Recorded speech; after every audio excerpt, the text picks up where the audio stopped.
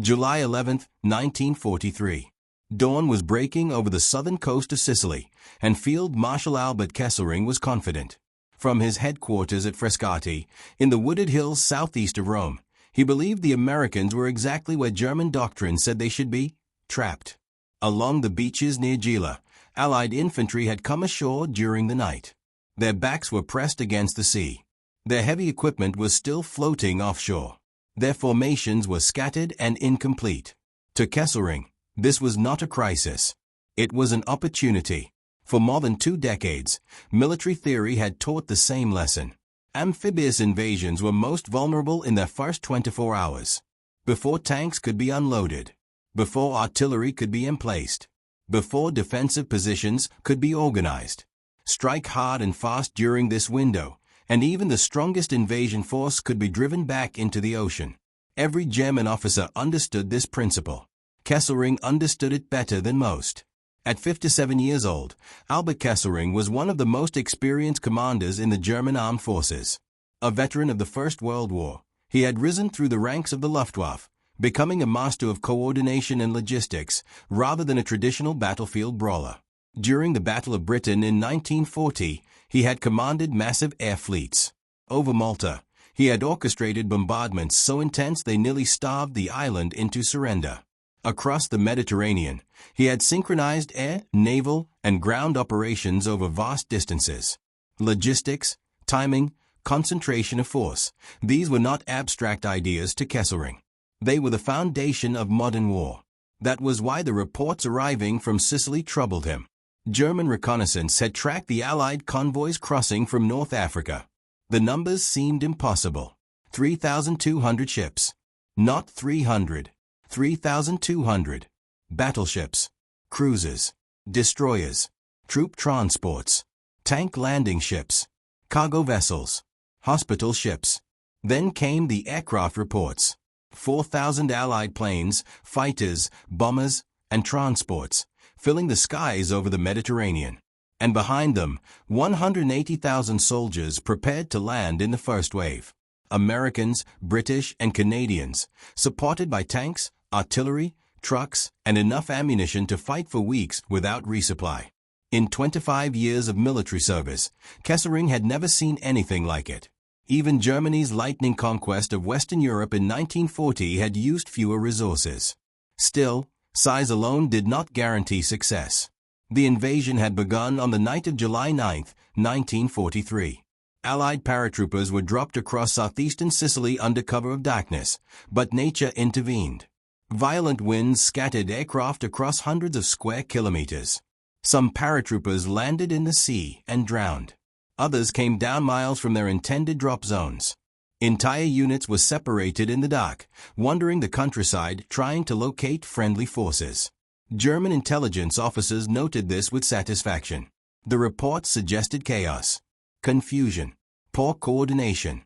To Kesselring, it looked like Allied planning had already begun to unravel. And that meant the invasion could still be destroyed. The beaches were the key. The sea behind the attackers was their greatest weakness. Water allowed no retreat. It offered no cover. Once landing craft withdrew, it provided no path for reinforcement. If pressure could be applied quickly enough, troops trapped between armored counterattacks and open water would panic. They would disintegrate. This was not theory. Kesselring had seen it happen. At Deep in August 1942, a combined British and Canadian raid had been annihilated in less than 10 hours. Tanks burned on the beaches. Infantry died pinned against the surf. The lesson was clear: crush the beachhead early, or lose the chance forever. By the morning of July 10th, Kesselring saw the same opportunity forming in Sicily. The Americans at Gela had landed with minimal armor. Most of their tanks were still aboard ships. Their artillery was being unloaded but was not yet operational. Defensive positions extended only a few kilometers inland. If German armor struck now, before the Americans consolidated, the invasion could be split, isolated, and thrown back into the sea. So Kesselring made his decision. The Hermann Göring Division would counterattack at dawn. It was an elite formation, rebuilt during 1942 and early 1943 into a first-rate panzer division. Its soldiers were fanatically loyal. Its officers were veterans of the Eastern Front. Its training emphasized aggressive action and rapid exploitation. Most importantly, it possessed Germany's most feared weapon, the Tiger tank. With 100 mm of frontal armor and an 88 mm gun capable of destroying any Allied tank at over 2 kilometers, the Tiger had no equal on the battlefield in 1943. In the open terrain of the Gela plain, it was nearly invincible. 17 Tigers would spearhead the assault. According to everything Kesselring knew, everything he had studied, practiced, and believed, the American landing was about to collapse. What he did not realize was that he was not facing a conventional army. He was about to face a new kind of warfare. And on the morning of July 11, 1943, that mistake would change the course of the Sicilian campaign forever. At 6:15 a.m., the German counterattack began. Columns of armor rolled south across the Gela plain, their engines growling in the early morning heat. Dust rose behind them in long brown clouds, marking their advance like a signal flare. At the head of the formation moved the most feared armored vehicles in the world, Tiger I tanks. 17 of them. Each weighed over 50 tons. Each carried frontal armor, so thick that Allied tank guns could barely scratch it. Each mounted an 88 mm cannon, a weapon that had earned a terrifying reputation on every front of the war. In open terrain, a Tiger could dominate the battlefield alone. 17 together formed an unstoppable spay. Behind them followed Panzer III and Panzer IV medium tanks, infantry riding in armored half-tracks, reconnaissance vehicles, engineers, and artillery units ready to deploy. The attack force numbered over 4,000 men with more than 200 vehicles. This was not a probing attack. This was a decisive blow. The terrain favored the Germans perfectly. The Gela plain was flat, open agricultural land, broken only by low stone walls, scattered farmhouses, and narrow irrigation ditches. It was ideal ground for armored maneuver. Roads, though dusty in the July heat, were strong enough to support heavy vehicles. The distance from German assembly areas to the American perimeter was less than 15 kilometers. At standard advance rates, the Tigers would reach the American positions within 2 hours. German reconnaissance reported weak resistance ahead. The American 1st Infantry Division had landed with courage but little heavy equipment. Most of its tanks were still aboard transport ships waiting to be unloaded. Artillery batteries were being dragged ashore piece by piece, crews racing to assemble guns under fire. Defensive positions extended only about 3 kilometers inland from the shoreline. In the town of Gela itself, U.S. Rangers and infantry companies held key positions, but they possessed no weapons capable of stopping Tiger tanks at long range. Their 37 mm anti-tank guns, standard issue for American infantry units, were hopelessly obsolete against German heavy armor. At combat ranges, their rounds simply bounced off the Tiger's frontal plate. From the German perspective, the conditions for success could hardly have been better. As the Tigers advanced, American outposts began to fall back. German gunners opened fire at long range exactly as their training prescribed. Foxholes vanished under high explosive shells. Machine gun nests were systematically destroyed. Infantry squads retreated toward the beaches, some under orders, others simply trying to survive. For the first 90 minutes, everything unfolded according to German doctrine. The counterattack was working. Reports sent north to Kesselring's headquarters were encouraging. Resistance was weakening. American lines were bending. The beachhead appeared close to collapse. The sea, the invaders' greatest weakness, was only a few kilometers away. If the Germans could maintain pressure, panic would do the rest. But there was something the advancing tank commanders could not see. Beyond the horizon, invisible from the battlefield, an entirely different kind of force was waiting. Anchored offshore was the Western Naval Task Force, commanded by Vice Admiral Henry Kent Hewitt. Its ships formed a steel arc around the invasion beaches, maintaining precise positions calculated down to the meter. These were not passive escorts. They were floating artillery batteries. Cruisers like USS Boise, USS Savannah, USS Brooklyn, USS Birmingham, and USS Philadelphia carried firepower unmatched by any land-based formation in the Mediterranean. Each cruiser mounted multiple 6-inch guns capable of firing heavy shells over vast distances with astonishing accuracy. A single Brooklyn-class cruiser carried 15 main guns, arranged in 5 triple turrets. Each gun could fire 8 rounds per minute. In 1 minute, one ship could deliver over 100 high-explosive shells onto a target.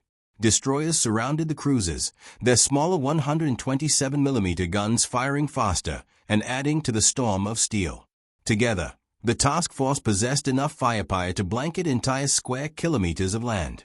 What made this firepower revolutionary was not just its volume, but its precision.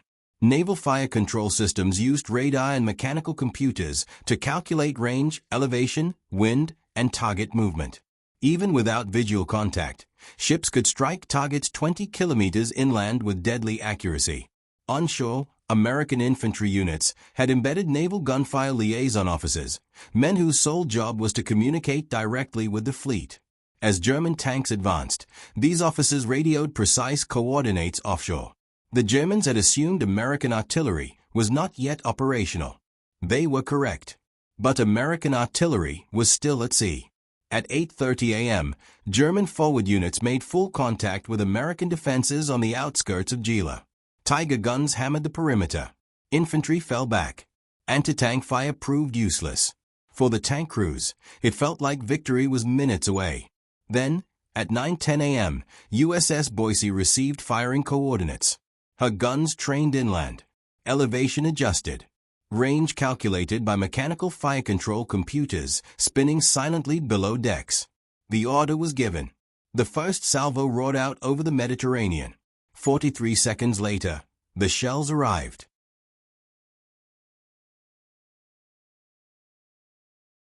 The first naval shells struck without warning.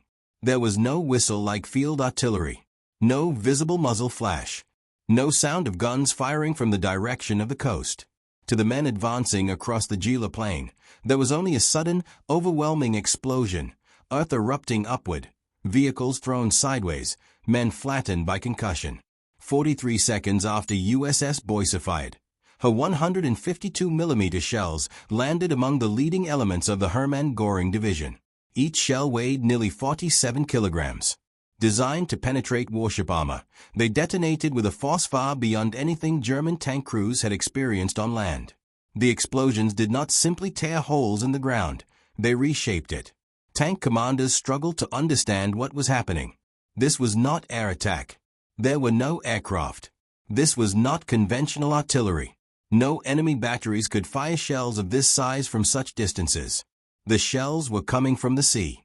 As the second salvo landed, vehicles disappeared in fountains of dote and fire. Near misses shattered suspension systems. Tracks snapped. Road wheels flew apart. Tanks that seconds earlier had been unstoppable became immobile wrecks. The German advance did not halt immediately. Training and discipline held for precious minutes. Crews attempted to maneuver around burning vehicles. Infantry scattered, diving for shallow ditches and farm walls that offered almost no protection. Then USS Savannah joined the bombardment at 9:25 a.m. Her 15 guns added another storm of steel. Destroyers began firing as well, their rapid-firing guns saturating the approaches to the beaches. What had begun as isolated explosions became a continuous roar. For the men on the ground, the experience was surreal. There was no visible enemy, no direction to return fire, no shelter deep enough. German artillery units attempted to deploy, but were immediately targeted. Ammunition trucks detonated in spectacular fireballs. Fuel vehicles burned, sending pillars of black smoke into the sky, perfect markers for further bombardment. Inside the Tiger tanks, the concussion was devastating. Crews were slammed against steel walls. Ears burst. Optics shattered. Commanders standing half-exposed in open hatches were torn apart by fragments. Even when armor was not penetrated, the shock rendered tanks' combat ineffective. The Tigers did not need to be pierced. They only needed to be stopped. Once immobilized, they became stationary targets in a battlefield where the enemy could see everything from above and strike with industrial precision. German radio traffic descended into confusion. Some units reported attack by aircraft. Others insisted the enemy was using artillery of impossible caliber.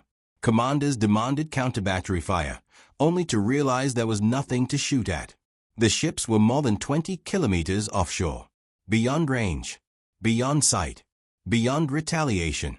At Kesselring's headquarters in Frascati, The first reports arrived around 9:30 a.m. The counterattack had stalled. Losses were mounting rapidly.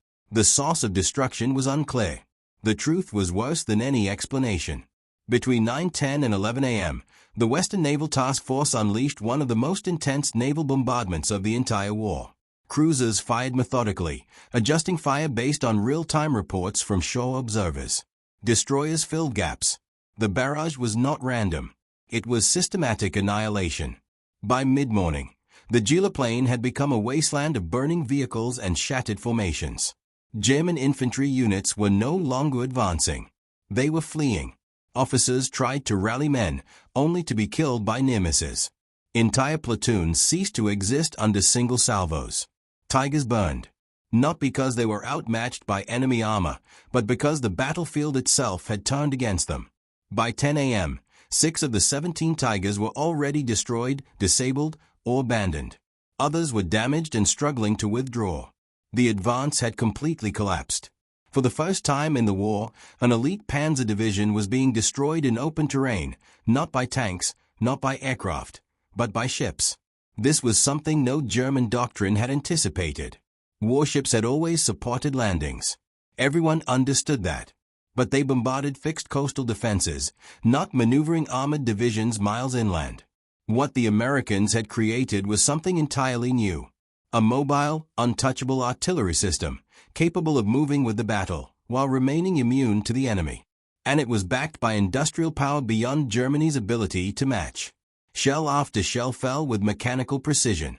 There was no pause, no exhaustion, no concern for ammunition supply. Ammunition ships waited offshore with tens of thousands of additional rounds. On the Eastern Front, German divisions rationed artillery shells carefully, sometimes firing only a few dozen rounds per day. At Gela, the Americans fired thousands in hours. By 11 a.m., the commander of the Hermann Göring Division had no choice. He ordered a withdrawal. What had been intended as a decisive counterattack had been annihilated in less than 4 hours. The division did not retreat in good order. It fell back in fragments, abandoning vehicles and wounded, seeking the relative safety of the hills beyond the reach of naval guns. For Kesselring, the meaning was unmistakable. This was not merely a setback. It was a revelation. By late morning on July 11, 1943, the battlefield south of Gela was no longer an organized front. It was a graveyard. Burning vehicles dotted the Gela plain. Columns that had advanced confidently at dawn now lay shattered, twisted metal scattered across farmland that hours earlier had been untouched. Smoke rose in thick black pillars, visible for miles away and out to sea, marking the destruction of one of Germany's elite formations. The Hermann Göring Division was no longer an attacking force. Between 9:10 a.m. and 11 a.m., Allied naval ships had fired over 3,700 shells into German positions. That amount of artillery support exceeded what many German divisions on the Eastern Front received in an entire month of fighting. And the ships could keep firing. Ammunition vessels waited offshore, loaded with tens of thousands of additional rounds. Crews rotated shifts. Guns cooled and resumed firing. There was no logistical strain. This was industrial warfare at full capacity. The German losses mounted rapidly. Of the 17 Tiger tanks that had spearheaded the attack, 10 were destroyed, disabled, or abandoned in less than 4 hours. Some burned where they stood. Others lay intact but immobile, tracks blown off, suspension shattered, crews dead or wounded inside. The Tigers had not been defeated by superior armor. They had been defeated by physics. Naval shells did not need to penetrate a Tiger's frontal armor. The concussive force of near misses warped hulls, cracked welds, destroyed optics, and ripped tracks from their mounts. Once immobilized, even the most powerful tank became helpless. German infantry suffered even worse. Men caught in the open had no protection against shells weighing nearly 50 kilograms. Stone walls and shallow ditches offered nothing. Entire squads disappeared in single explosions. Officers trying to rally their troops were killed moments later. Command and control collapsed. Radio networks failed as vehicles were destroyed. Units became isolated, acting on outdated orders or no orders at all. Some attempted to continue advancing, unaware that neighboring units had already been annihilated. Others fled. At 11 a.m., the divisional commander ordered a full withdrawal. The attack was over. What remained of the Hermann Göring Division retreated north and west into the hills, beyond the effective range of naval guns. It was not an organized maneuver. It was a desperate escape. For the first time, German armored doctrine had met something it could not counter. At Field Marshal Kesselring's headquarters in Frascati, the situation reports arriving throughout the morning defied belief. An elite panzer division had been shattered, not by enemy tanks, not by air power, but by naval gunfire. Warships had destroyed maneuvering armored formations 15 kilometers inland. This violated every assumption of modern warfare. Naval guns were supposed to support landings, not decide land battles. They bombarded coastal fortifications. They protected beaches. That was their role. But at Gela, the Americans had transformed the Navy into a mobile artillery arm, capable of engaging any target within range of the sea. Kesselring grasped the implication immediately. This was not a temporary advantage. It was structural, and Germany could not replicate it. The industrial requirements alone were staggering. Building cruisers like USS Savannah or USS Boise required massive shipyards, enormous steel production, trained crews, and years of investment. Supplying them with ammunition required factories operating at scales Germany could no longer sustain. The shells falling on the Gela plain were not just weapons. They were expressions of an entire economic system mobilized for war. Germany's strength lay in tactical excellence and individual courage. But those qualities could not overcome a production system that could replace losses faster than Germany could inflict them. By midday, the American beachhead at Gela was secure. The counterattack that should have destroyed the invasion had been crushed decisively. American troops regrouped. Artillery batteries were finally assembled on shore. Tanks began rolling off landing ships, meeting no serious opposition. The critical first 24 hours, the window every defender relied upon, had closed forever. From this point forward, the outcome of the Sicilian campaign was no longer in doubt. Kesselring adjusted his strategy immediately. No further large-scale counterattacks against the beachheads would be attempted. Instead, German forces would fight a delaying action, trading space for time, withdrawing toward the northeastern corner of the island while inflicting as many casualties as possible. The initiative was lost. The Americans and British advanced steadily across Sicily throughout July and early August. Their flanks remained protected by naval guns that could reach deep inland. Any German unit that concentrated for counterattack risked annihilation from the sea. The Hermann Göring Division never recovered its offensive capability. Its remaining Tiger tanks were fed piecemeal into defensive actions, unable to mass for decisive blows. The lesson of Gela spread quickly through German command channels. Amphibious landings could no longer be crushed by early counterattacks because the attackers brought their heaviest artillery with them. The sea was no longer a vulnerability. It was a weapon. For Kesselring, watching his best division destroyed by ships firing from beyond the horizon, the reality was sobering. Germany was not losing because its soldiers lacked courage. It was losing because it could not compete with American industrial power. And that realization would shape every decision Kesselring made for the rest of the war. By the afternoon of July 11, 1943, the battle for Gela was over. Not because all fighting had stopped, but because the decision had already been made. The American beachhead was secure. The Hermann Göring Division, once one of Germany's most feared formations, had been shattered in less than 4 hours. The counterattack that should have crushed the invasion had failed catastrophically. From that moment forward, the Sicilian campaign became a war of movement rather than decision. Field Marshal Albert Kesselring understood this immediately. With no ability to destroy the Allied beachheads, his only remaining option was delay.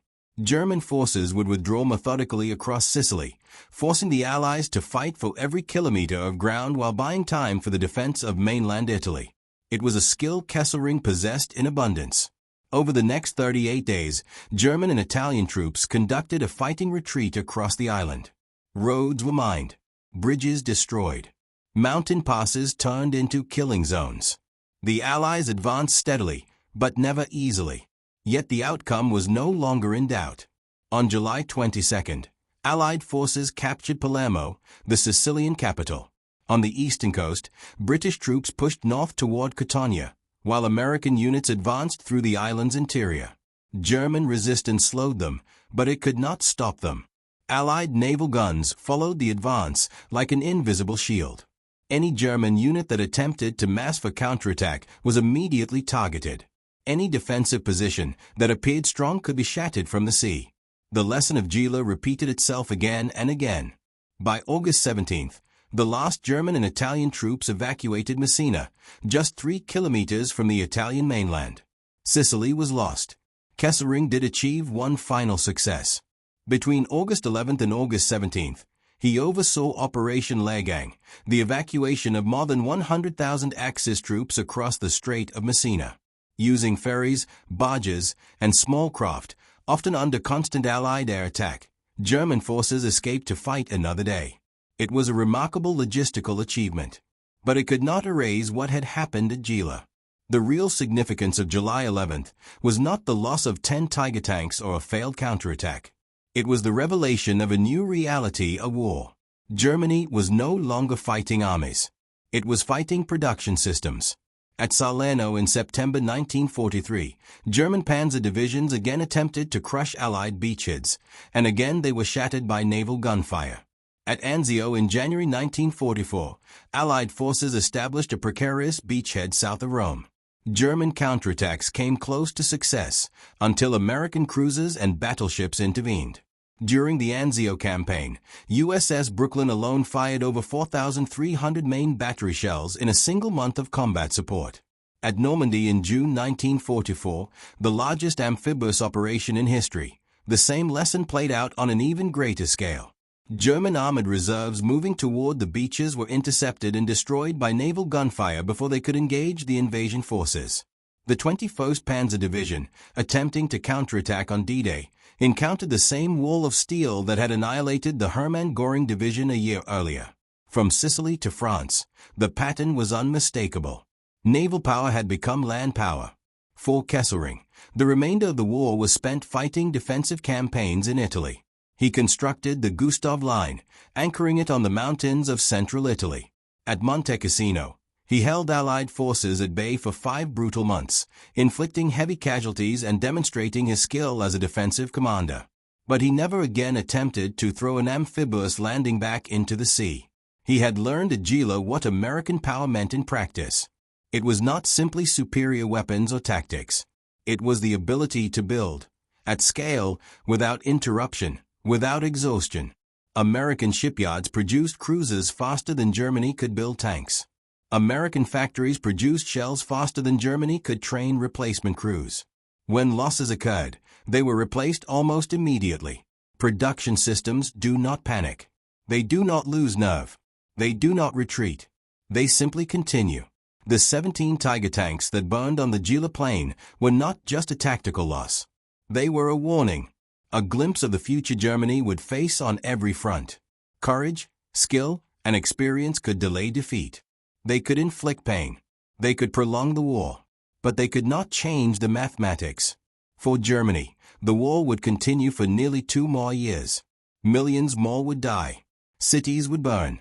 The regime would fight to the bitter end. But for Albert Kesselring, watching reports of his elite division being destroyed by ships firing from beyond the horizon, the outcome had already become clay. Germany was not losing because its soldiers lacked bravery. Germany was losing because it was outproduced. And in modern war, production decides victory.